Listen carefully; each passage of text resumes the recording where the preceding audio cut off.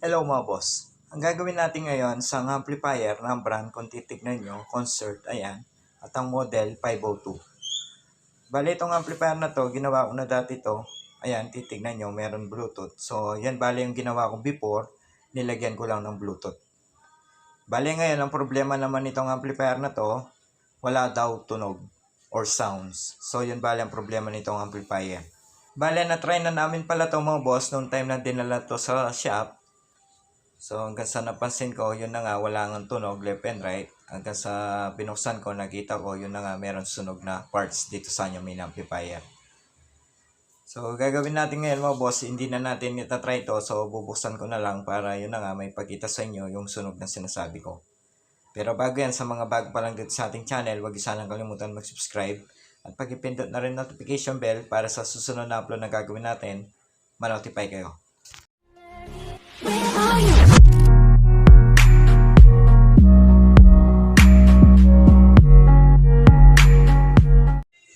Ayan mga boss, kung papansin ninyo, bale nabuksan ko na tong amplifier. So bago tayo mag-troubleshooting dito, ipapakita ko muna yung sunog na sinasabi ko. Bale, isa lang naman yung sunog na nakita ko dito mga boss. Ayan, kung titignan nyo, bale yan yung nasunog na sinasabi ko, isang resistor. So pagkatapos ko makita yung sunog na resistor na yan, chinek ko tong kanyang fuse. So napansin ko mga boss, hindi naman putol tong kanyang fuse, okay naman. Hanggang sa tinignan ko yung ampere nitong kanyang fuse, mataas pala, nasa 10 ampere. So dapat nasa 5 ampere lang yan. Kaya hindi naputol yan mga boss, masyadong mataas. Kaya nasunog tong resistor na yan. Ngayon mga boss, dahil sunog yung resistor na yan, panigurado meron na yan shorted dito sa mga power transistor. Ganon din dito sa mga driver, possible. So i-check din natin yan isa-isa mamaya. Pero sa ngayon gagawin na muna natin. Bale, babaklasin ko na muna tong mainboard para yun na nga, matanggal na muna natin yung mga power transistor. So ganun bale gagawin natin ngayon mga boss. Bale, babaklasin ko na muna tong mainboard para matanggal natin yung mga power transistor na yan. So itong apat na muna to yung tatanggalin natin mga boss. Yung kabila hindi na muna natin tatanggalin kasi itong sunog na resistor na nakita natin sa right channel yan. Bale ito yung kanya right channel na yan. So kaya dyan na muna tayo. So tanggalin ko lang. Kung titignan nyo, ayan, bale nabaklas ko na tong mainboard. Papansinin nyo pala mga boss, bale ito ulit yung resistor na nakita kong sunog, ayan. So talagang sunog, hindi na natin makita yung value or color nitong resistor. Pero ang value niyan ay nasa 100 ohms. Ngayon, dito na muna tayo mga boss, dyan sa mga apat na transistor na yan. Bale, babaklasin natin yan isa-isa. Ganon din mga boss, yung driver na yan na A9040 at 2073. Pero dito na muna tayo mga boss, dyan sa apat na yan. Bale, yan yung unahin natin natanggalin. Kung titignan nyo, ayan, bale natanggal ko na yung apat na power transistor dito sa kanyang right channel. Titignan nyo, ayan. So, dalawang NPN yan at dalawang PNP. Ngayon, ititest natin yan isa-isa. Kunin ko lang yung tester. So, ayan mga boss, bale ititest ko na muna yung mga power transistor na yan. So, tignan natin. Panigurado mga boss, meron shorted yan. So, hindi ko na pala ituturo pa yung pag-test dito sa mga power transistor mga boss kasi meron na tayong video kung paano i-test yung mga power transistor na yan. So, ipapakita ko na lang sa inyo kung paano ko i-test. Ayan mga boss, dito na muna tayo sa isa. Reverse.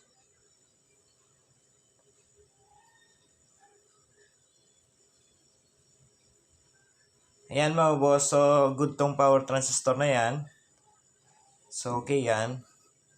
Pangalawa.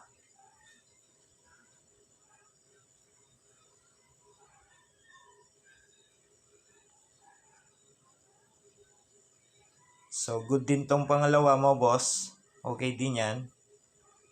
Pangatlo.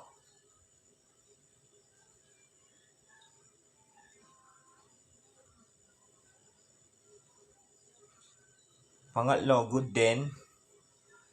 Pangapat.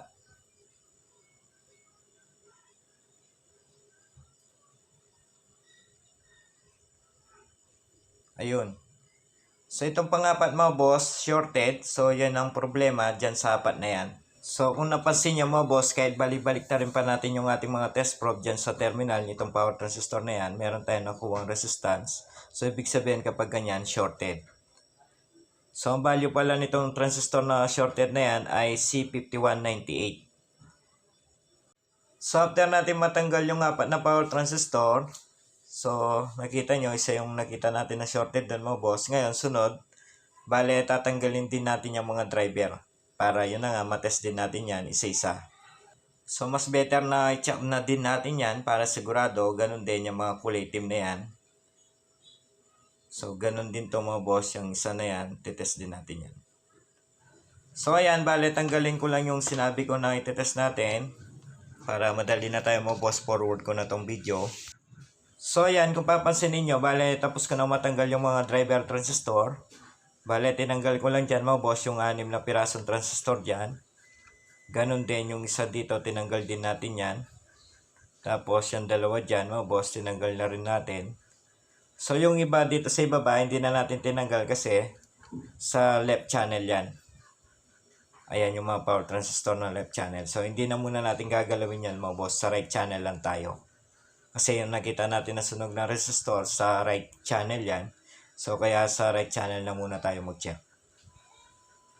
Ngayon, sunod na gagawin natin, after natin matanggal yung mga driver transistor na yan. So, isa-isa din natin i-check yan mga boss. So, i-check ko lang. A few moments later. So, ayan, after ko matest yung mga driver transistor, so wala naman ako nakitang problema dyan sa mga driver transistor na yan, ni isa. Lahat yan, good mga boss. Dahil good yan, babalik natin yan dito sa board mamaya. Pero, palitan na muna natin yung resistor na nasunog. Ayan. So, after natin matanggal yan, mapalitan, saka na rin natin ilagay balik itong mga driver transistor na yan para yun na nga, makapag-bias na tayo. So, ganun bale ang gagawin natin ngayon. So, gawin ko lang. Kung titignan nyo, ayan, bale, tapos ko na may balik yung mga driver transistor. So, lahat mga boss, bale, binalik ko na. So, sa mga baguhan dyan, tignan nyo mabuti yung pwesto nitong mga driver transistor. Hindi pwede magkabaliktad yan, ayan. So, double check nyo mga boss. Ganon din to. Ayan. Ngayon, itong resistor yan, bale napalitan ko na rin. So, yung nilagay ko dyan ay 100 ohms. Brown, black, brown. So, ito yung dati mga boss. Ayan. Ngayon, dahil naibalik na natin yung mga driver transistor, so wala naman tayo nakita yung problema sa mga driver. Ganon din itong resistor na palitan ko na. Bale, sunod naman na gagawin natin ngayon mga boss, isasaksak na natin itong amplifier para makapag-bias na tayo. Para malaman na natin kung pwede na ba tayo maglagay ng mga power transistor. So, sa mga beginners dyan, bago kayo mag-bias, bago nyo isaksak itong amplifier, wag nyo rin kalimutan tignan to. Ayan, yung mga terminal na yan mga boss. So, tignan nyo mabuti kung wala bang nakadikit or shorted. Kasi once na may nakadikit dyan, sinaksak nyo itong amplifier, panigurado may masisira dito sa mga driver. So, bago kayo mag-bias, double check nyo muna yan kung wala bang nagkadikit dyan sa mga terminal nitong mga power transistor na yan. So, sana huwag yung kalimutan yan sa mga baguhan. Ngayon mga boss, i-bias na natin itong amplifier. So, nakaset yung ating tester sa DC volt. So, dito tayo sa base emitter.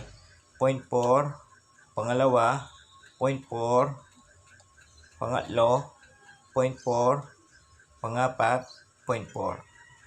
So, kung napansin nyo mga boss, base emitter dyan sa mga terminal nitong power transistor na yan na apat, same lang yung nasukat natin, nasa 0.4.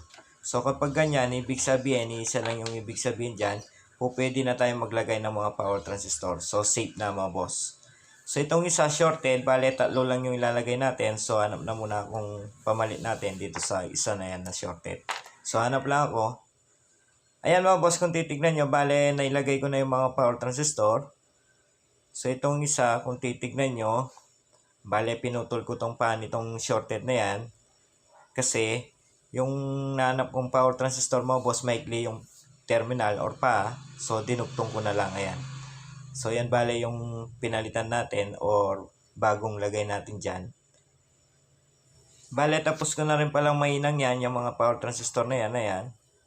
So, ito try na lang natin to. Tignan natin kung wala na bang masusunog dito sa yung main amplifier. At tignan din natin kung magkakaroon na ba ng sounds tong amplifier. Ayan mga boss, bale tapos ko nang may balik tong mainboard. So, ito try natin ngayon. Tignan natin kung magkakaroon na ba ng sounds tong amplifier. A few moments later. Kung titignan nyo, ayan, bale, itatry na natin tong amplifier. So, papansinin nyo pala, meron ng speaker yan. Bale, nakalagay yung ating speaker dito sa right channel. So, ililipat na lang natin mamaya yan dito sa left after natin matest tong right channel. So, isa lang kasi yung available na speaker natin dito mga boss, kaya ililipat na lang natin mamaya. So, ito yung Bluetooth mo boss. Bale, itatap lang natin yung Bluetooth na yan para yan na lang yung gamitin natin pang signal.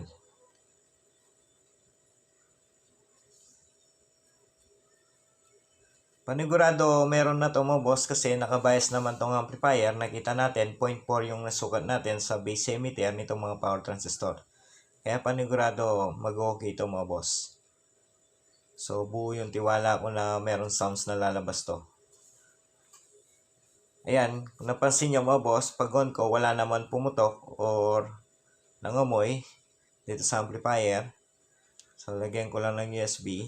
Ayan mga boss, kung titignan nyo, bale, nag-read na tong ating USB. Ngayon, volume na lang natin. So, pasinin natin mga boss, kung meron bang sounds na lalabas. Ayun.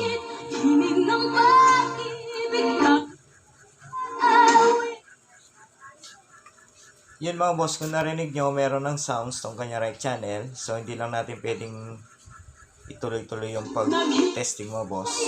Ayan. Baka kasi makapiright tong ating video, sayang naman.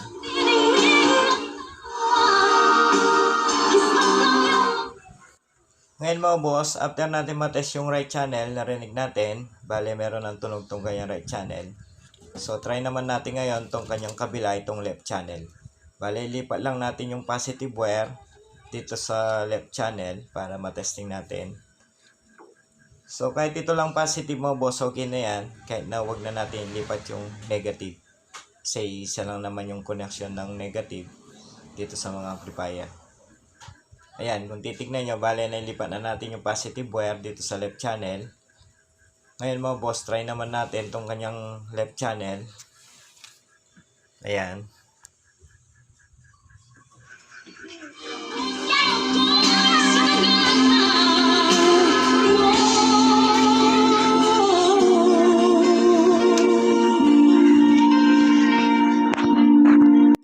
Yun mga boss, so gumagana rin tong kanyang left channel. So medyo maingay lang yung mga bata. So kaya kinat ko yung video. Pero ngayon ulitin natin na yan. Ayan mga boss. So bali sasaksak ko na lang dyan. Pakinggan nyo.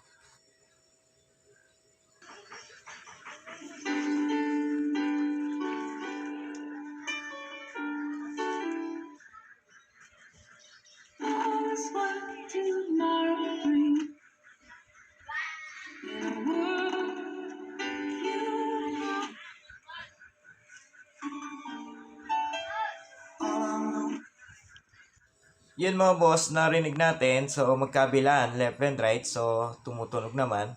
So same lang yung lakas.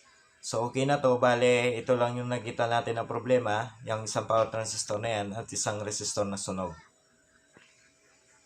So dahil okay na to mga boss, bale sasara ko na lang to at papalitan ko pala yung fuse nito. Gagawin kong 5 ampere yung dalawa. Masyado kasi mataas yung 10 ampere para dito mga boss. So sa mga hindi pa pala nakasubscribe dito sa ating channel, wag niyo sanang kalimutan mag-subscribe at pakipindot na rin notification bell para sa susunod na upload na gagawin natin, ma-notify kayo. Hanggang dito na lang mga boss, maraming salamat.